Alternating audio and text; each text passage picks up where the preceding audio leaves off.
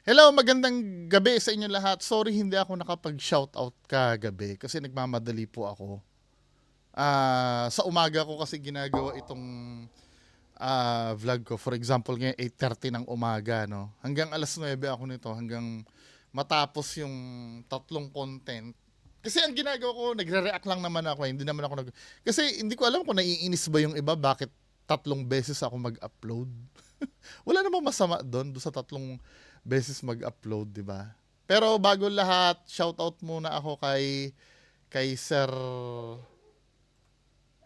El Jaco. Hello, sir. Tapos may pinapa-shoutout siya si Daniel, si Dan, January 20 daw, yung manugang niyang babae ni Sir El Jaco, 'di ba? Hello. Happy birthday. Birthday ba to, sir? Si Dan.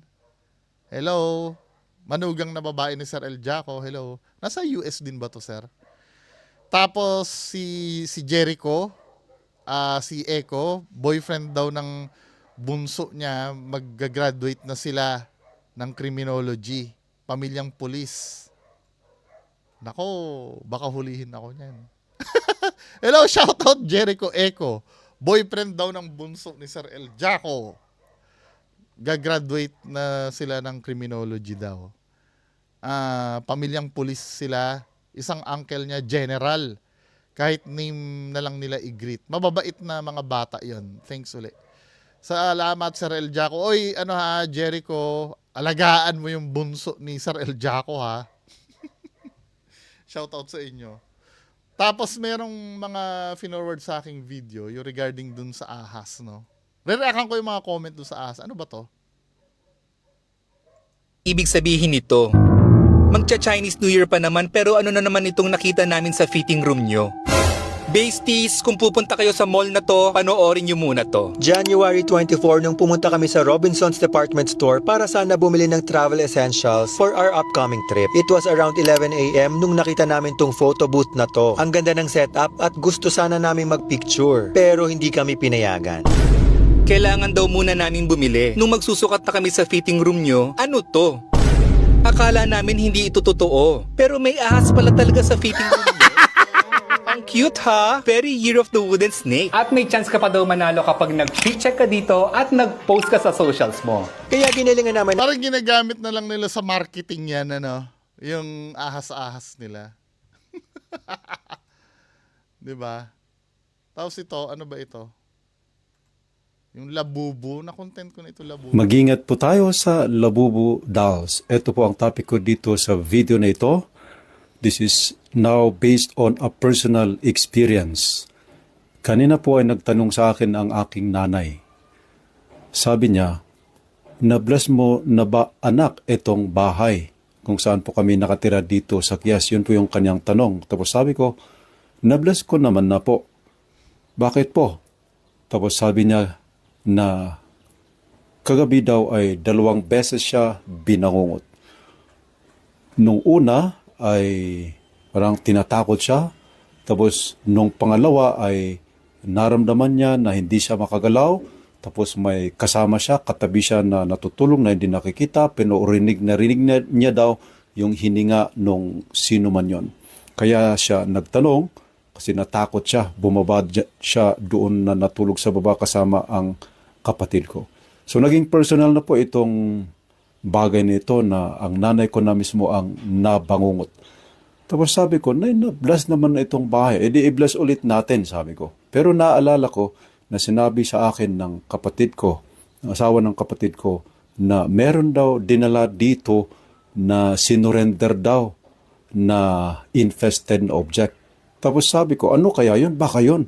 Tapos pinuntahan ko, tapos nakita ko, ito nga ang labubudal na sinurrender ng isang follower po natin na nagtatanong siya noon. At ito po exactly ang kanyang tanong. Babasahin ko po sa inyo yung exactly na tanong po ng isang follower natin na nagtatanong sa akin noon.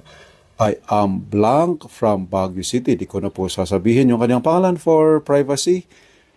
"Consult ko lang kuma, Father, maipanggap da ito'y agte-trend nga labubudals ket cute met na ito Wait. So, si Father, parang inassume niya galing labubudal yung kung ba't binangungot. Feeling ko wala namang connection yun doon. 'Di ba? Or meron man, pwede magkaroon ng connection kung yung object na yun ay haunted. Pero yung pagkalabubo niya, I think wala namang connect. Kahit siguro, magdala ka ng kahit na object na, let's say, halimbawa, laruan, magdala ka ng laruan. Itong laruan na to ay mahal na mahal nung bata na namatay. Pwede siguro dahil love niya itong laruan na to eh. It doesn't mean na porkit labubo. I don't think na pwede yon. Pwede naman siguro yung sinabi ni Father. Dahil may mga haunted object naman talaga. Pero wala yun sa pagiging labubo siguro. Wala yun. Kahit ano siguro na dalhin mo doon or kahit na paboritong damit or aparador ang dalhin mo doon na dating pagmamay-ari ng pwede, pero hindi dahil labubo siguro. Pwede naman yung sinasabi ni Father, pero yun nga, inuulit ko, hindi dahil labubo. Anyway, basa tayo ng comments, no? Start tayo dito sa may dito may nabasa akong comment dito sa dito sa yung KMJS. Hello, Ma'am Wishart Star. Time footprint daw sa mall. Naalala ko yung footprint na in-investigate mo sa mall. Ito nga po, try debunk Sir Nurse Bungo. Sa timestamp 7:25.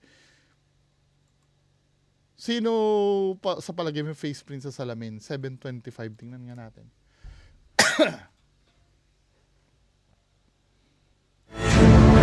$7.25.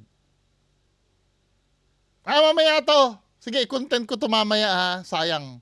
Content din yan. Isisingit ko mamaya. Sabi ni John Dave, John Dave Takiso. Hindi nga kayang pasukin, sabi ng DNR, yung kuweba daw. Ano to sinasabi nito? Dito po medyo malaki siya tingnan, pero pag dating po dito sa area dito, talagang masikip na. So kasya naman ng tao, pero hindi na lang din kami talaga naglakas loob na. Kasya naman daw ang tao. Anong pinagsasabi mo hindi kayang pasukin? Hindi kayang pasukin ng DNR dahil masalimuot yung nasa loob. Pero kung gugustuhin, kayang pumasok. Sana iniintindi mo muna! Leche ka, makakontra ka lang. Hindi nga kayang pasukin, sabi ng DNR. Kaya naman daw, kasya naman daw yung tao. Siyempre, madudumihan ka, gagapang ka doon. Kung for the content yon, di ba? At hindi naman kailangan pumunta sila sa pinakadulo nung kuweba Doon lang naman sila maglalagay ng ilaw doon sa may bukana para makita ng video nila. Sabi nga, dapat ikaw maging expert ng KMJS. Ba't wala ba tayo utak? Kasi yung sinasabi ng mga expert na in-interview nila, yung isa sabi, bato lang daw yon. Napaka-freakish naman ng pagkakaalay ng bato. 'Di ba? Talaga magkatabi. Tapos, sabi nung isa, hayop daw yon. Yung mata. Pero, si Sir Elja, mamaya basahin natin yung comment. Sir Eljaco yata yung nagsabi na masyado namang malayo yung agwat ng ilaw or ng mata. Sabing gano'n ni Sir Frederick Quintans, madaming download, Sir Bungo, mukhang maganda ang kitaan sa YouTube. Sabi ko gano'n, madami nag-request lang, kita hindi naman, 5,000 ang kuryente ko, wala pa nga $100 yan, abonado pa. Papakita ko sa inyo, baka akala kasi, kaya ako gumagawa ng video, malakas ang kita ko sa YouTube. Ipapakita ko sa inyo ha. Yung ano bang mababa nga ang views ko. Bihira ako maka 1,000 views, di ba? Ito ay hobby ko lang talaga. So dito sa YouTube, tingnan natin.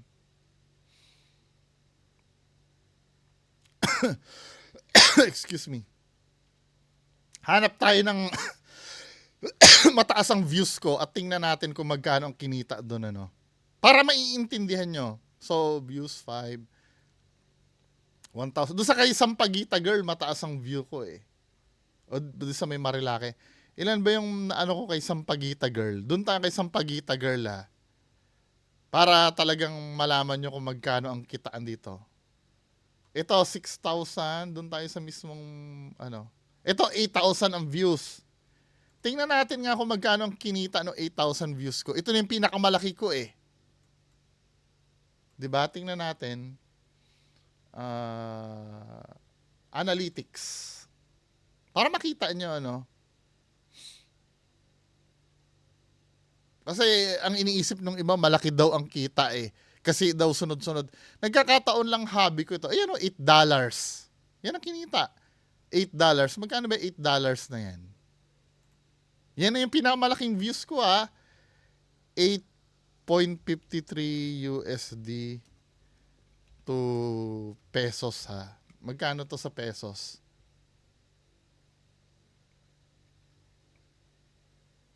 $497. Oh. Yan na yung pinakamalaki ko. Eh, lahat ba nakaka 8,000 views? 497 pesos. Yan ang kinita nitong video na to. Diba? 8,000 yan, ano? So, yung iba, 500 pesos. Just imagine kung gaano kaliliit yan yung mga kinikita ko dito sa iba. Hindi ko na iisa-isahin, pero you get my point. 'Di ba? Itong ginagawa ko ay hobby lang. Parang yung ibang tao, 'di ba? Nag-ML. Ibig sabihin, sa Mobile Legends may kinikita sila kaya laro sila ng laro. Hindi ba pwedeng dahil sa score? Dahil ano, 'di ba? Wag nating isipin na puro may kita agad. Puro bayad lahat. Wag tayo mag-isip ng ganun. 'Di ba? Minsan ginagawa natin ng isang bagay dahil gusto lang natin. O ikaw, ang tagal-tagal mong nakikichismis diyan sa kapitbahay natin. Siguro may kinikita ka, mayaman ka na, Wala, niya lang, gusto niya lang talaga makichismis. Mga ganong bagay, hindi naman sa lahat ng oras kailangan bayad. 'Di ba? O pagpatuloy na natin yung comment dito sa video. Sabi ni Sir Momo, baka CGI lang din yung umiilaw na mata. Hindi eh. Totoo eh. May scenario dyan na namatay yung ilaw, pero yung reflection ng bumbilya, nakikita mo pa. Bumbilya yon, di ba? Kung matayan, kahit pa paano may kulay na makikita yan. Kasi plain white lang. Hello, Ma'am Jenny Bradilla. Sir Momong, hello. Ma'am May Dacayo, hello. Sir Momong, hello. Sabi gano'n ni Taris Kinaray. Yes, tama na naman si Mungo. Ano to, compliment ba to or ano? Hello, Sir Benjo Camacho. Wish Heart Star. Boy Cafe TV, hello. Ano tong next na to na binigay sa aking link? Sabi ni Sir Marius Damocles. Tingnan nga natin ano ba ito.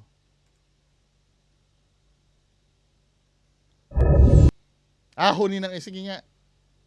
Sige. Try natin, Pero meron pang isang video yung pinapareact sa akin eh. Sabi gano'n ni Mark Anim, hindi ba kayo napapaisip bakit nung mga sinaunang panahon mas maraming kwento about sa mga kababalaghan? Kasi noon ang edukasyon hindi pa gaano kalakas, kumbaga. Dati wala pang sapat na pag-aaral about sa mga ganyan. Ngayon matatalino na ang tao dahil sa henerasyon kaya ganon. Pansin nyo sa probinsya lang madaming ganyan kasi sa mga probinsya ko konti mga nakapag-aral kumpara sa Manila na edukado mga tao. Hindi ko nilalahat, hindi ko sinasabi na walang pinag-aralan ang mga taga-probinsya, pero ang katotohanan ay ganun talaga. Yes, tama naman, 'di ba? Or sometimes kahit na may pinag-aral, let's say taga-probinsya ka, nag-aral ka na, hindi pa rin maaalis sa sistema mo 'yan eh. Yang paniniwala na ganyan eh. 'Di ba? Magiging bias ka pa rin kasi yan yung kinalakihan mo. 'Di ba? Yes, may ano din, may point din naman si ano, pero sometimes kahit na nag-aral yung taga-probinsya, kasi yun ang kinalaki. Parang ganito yan, ano. Ewan ko kung tama tong analogy ko, paki-correct na lang ako. Parang let's say Bisaya ka, ano, lumaki kang Bisaya. Siyempre yung punto mo Bisaya na. Pagka nakapag-aral ka na ng college, ano, hindi mo maalis yung punto mo kasi kinalakihan mo na yun 'Di ba? Kahit na ano, halata pa rin na Bisaya kapag nagsalita ka. I have nothing against Bisaya ha. May mga kaibigan akong Bisaya din Pero yung pagsasalita kasi, hindi mo na maaano yun kasi kinalakihan mo kasi yun Yung punto. Yung mata sa kuweba daw maliit na kambing, sabi ni Marius Damocles.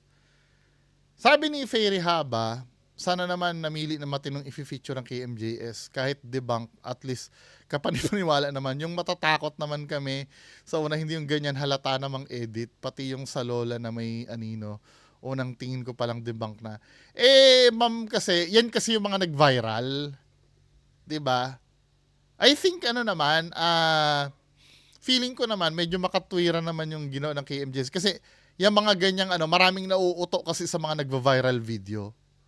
Katulad doon sa Lola na may usok, kailangan ma-i-explain yun para malinawan din yung mga tao. Dahil nag-viral siguro, I think qualified na yun na i-KMJS para malaman ng tao yung totoo. Diba? Pero naiintindihan naman kita na sana yung talagang totoong totoo, ano, tapos madidebunk, di ba? AI yan, fake, sabing ganun. Yung intro. Grabe na ang AI ngayon, no? Meron na akong nakikita na mukha talagang totoo. Tapos AI pala.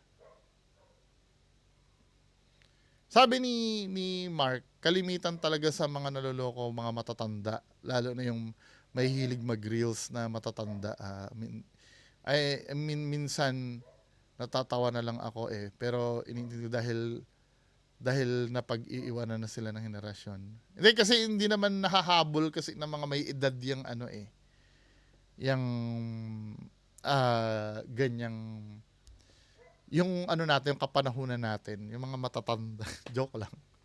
Feeling ko dito scripted Feeling ko yung mga nagbi-video katulad ng mga ghost hunter sa Mindanao, nag-viral ano. O feeling ko nga rin, sinet up nila 'yon. 'Di ba? Sinet up nila 'yon. Halata naman bumbilya.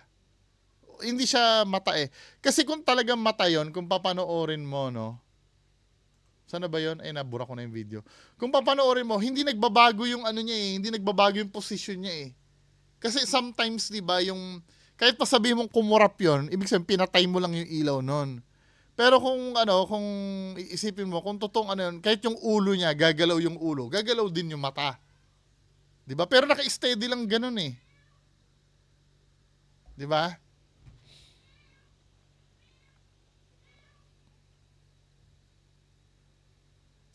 Hello! Walang magawa TV, shout out. Sabi ni Ma'am Emmy, hurting ka sir mo nga naabutan ko eye to eye. Hindi ko talaga naabutan yun. Bagets pa ako nagdadala ng age yan. Joke lang, hindi naman ako offended. Bout dyan naman sa video, banga raw o baka bangag. Mga tao to, isip ulit na ibang content yung panipaniwala naman. Sabi gano'n ni Fiend, nakakatamad na panoorin ng KMJS, may mga fake shit na. Hindi, ang trabaho kasi ng KMJS, linawin kung ano talaga yun Siyempre yung mga tao, pag may nag-viral na video, mako-curious doon kung ano ba talaga yun. Hello, Boss Jaylay. GC719, hello. Sabi ni Dan Chris Slash, ay sir, mga parang yun nasa movie na The Descent. Nakatira sila sa cave tapos kakainin nila yung mga tao na papasok sa cave. Movie lang po yun. Panoorin ko nga yun. Nasa ano ba yun? Nasa... Hello, Sir El Jaco. Kamusta na? Sabing ganun, bata lang pala ang pwedeng pumasok. Bakit malayo ang pagitan ng mata? Ito yung sinasabi ko. Kung titingnan mo, ang layo ng pagitan ng mata, ano? Kung kambing yun kasi, medyo ano yun. Alam natin na maliit yung kuweba eh. Malayo ang pagitan ng mata. Isa rin tama to si Sir El Jaco. Hello, Ma'am Adventure Labs. Utog na utog ako dito kay Ma'am Adventure Labs eh.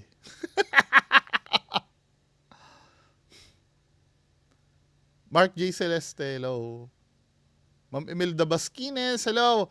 Sir Mart San, Braille Joban Gamiao. Si Boss Dan TV, idol, gawa mo ng content yung nag-viral ngayon na mga grupo ng kulto sa Surigao, yung nagpapadlock ng mga tindahan. Pasend niya ng link. Pag ganyan, sendan nyo ako ng link, no? Or i-PM nyo sa akin sa FB page. Hello, Angel De Los Santos. Hello, Ma'am Nanay Riza sa Korea. Meron pa bang need i-shoutout? Wala akong shoutout kahapon eh. Pero ito, doon sa may taong ahas tayo, shoutout natin. Hello, Wish Heart Star. Sabing gano'n ni Jay Perez. Ina, walang kwenta, tanda mo na, naniniwala ka pa dyan. Hindi ako naniniwala, dinibang ko nga eh! Ano ba?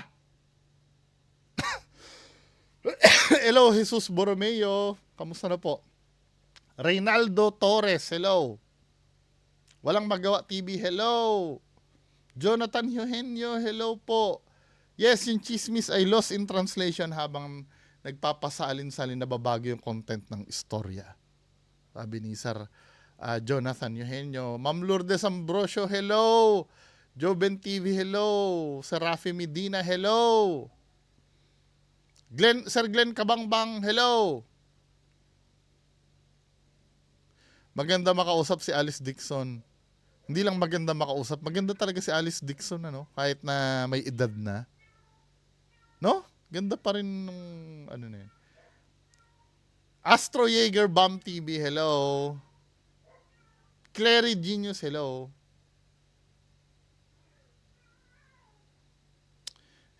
Hello, Sir Momong. Siya rin ba may-ari ng URC? Oo, URC yan, Universal Robina Corporation. Kaya mapapansin nyo, ano ba mga URC? Jack and Jill. Yun na lang natatandaan ko eh. Mga product ng C2, pansinin nyo, mga product ng URC, mura sa Robinson Supermarket. Sa kanila kasi yun eh. Hello, Khalil. J-Boy Collion Vlogs, hello. Flitzpe.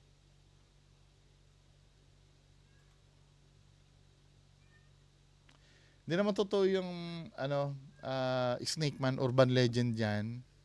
Narinig ko din yan sa Ermat ko. Ganyan na ganyan din sa detalye gaya na sinabi mo, Boss B. Tsaka kung susunurin mo yung logo ng Robinson, parang mapapansin na korting ahas. Robin ata yung pangalan nung sabi na kambal daw ng Rubina yon. Yung sabi sa akin Ermat ko. Pero di ako naniniwala sa ganyan. Katwiran ko, hanggat di nakikita malinaw ng dalawang mata ko, is haka-haka yan para sa akin. About naman nung kasikatan ni Alice is nawala siya lumipad ng estate. Dahil sa issue na yan, sinabi binayaran daw ng Robinson para ma-address yung nung issue. Kasikatan kasi ni Alice that time. Kaya marami nagtaka bakit bigla na lang siyang nawala sa eksena. Tingin ko naman dyan, may ibang dahilan or may mas mabigat na malalim na dahilan si Alice. Hindi dahil binayaran siya ng Robinson para wag na lumabas yung issue about sabi-sabi na ahas kuno. At sa chismis, kaya tinawag yan na chismis, nanganak yan na parang gaya ng mga nakaulgalian ng mga matatandang sinauna na nagpasalin-salin na lang ng kwento hanggang naging exaggerated na may dagdag na at kabawasan na iba yung kwento. Kaya ang chismis is nanganganak yan. Kumbaga salin lahi, kaya di ako naniniwala sa Snake Man eh. Yung parang kay kay Nardong Putik, no? 'Di ba chismis din 'yon? Na naging exage na nag-exage naman, may totoo talagang anting-anting. Sabing gano'n ni Sir Mark J. Celeste. Tanong lang naman diyan, bakit after 30 years lang siya nagsalita? alam ko nagsalita na siya rin noon eh. Alam ko eh.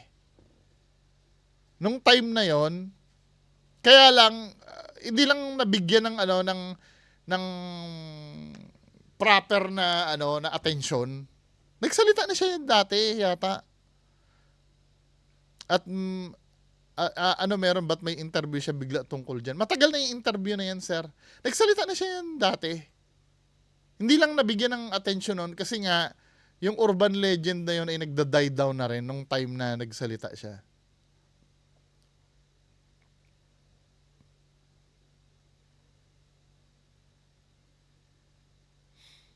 Hello, please pe. Kamag-anak ko pa ata yan si Ruby Nagokongwipe. Sabi ko, pahingi akong pera.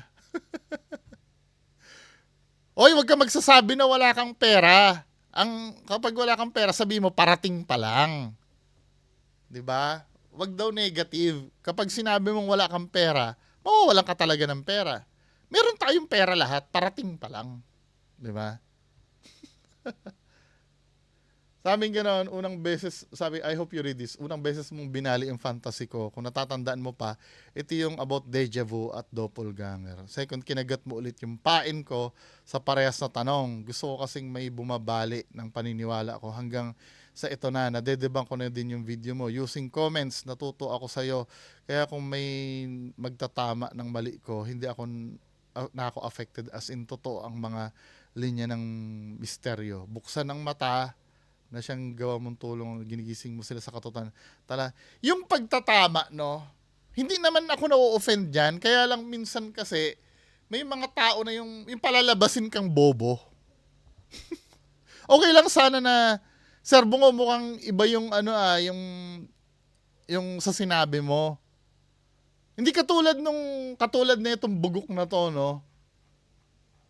Yung sasabihin, tang ina, walang kwenta, tanda mo na, naniniwala ka pa dyan. Wala na mai-content. Yung mga ganitong pananalita, nakakabwisit kasi ito. Pero yung sasabihin mo na, ganito yan bungo, ganyan, wala namang problema dun eh. Paano kung tama ka naman talaga? 'Di ba? Sometimes, nakakabwisit. Lalo na pag hindi pa tinatapos yung sinasabi mo. Okay lang sana kung tinapos niya eh. Salamat, Sir Benjo Camacho. Anyway, move on tayo. 10:00 yung susunod na topic, no? Kita-kita tayo doon. Maraming salamat. Magandang gabi.